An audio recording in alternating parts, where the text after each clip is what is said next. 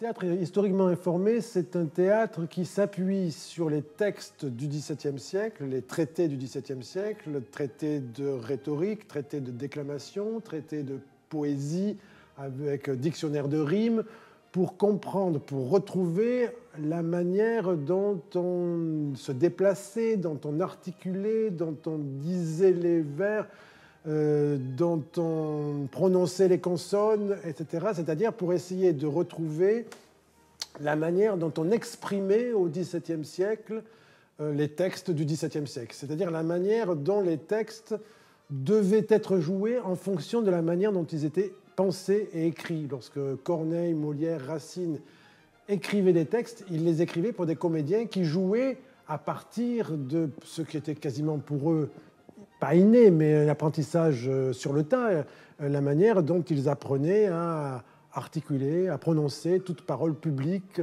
et toute parole théâtrale.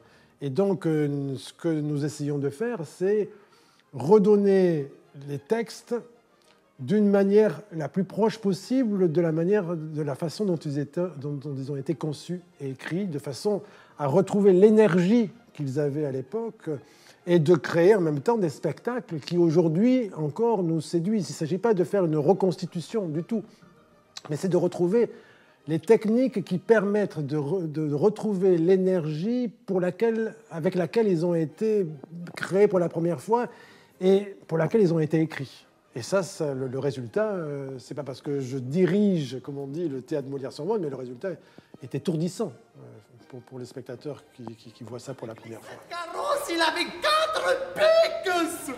Et jetant le dernier m'a mis dans l'embarras. Je veux savoir lequel garder de mes 2 as. J'ai jeté l'as de cœur. Avec raison, me semble. Mais il avait quitté 4 très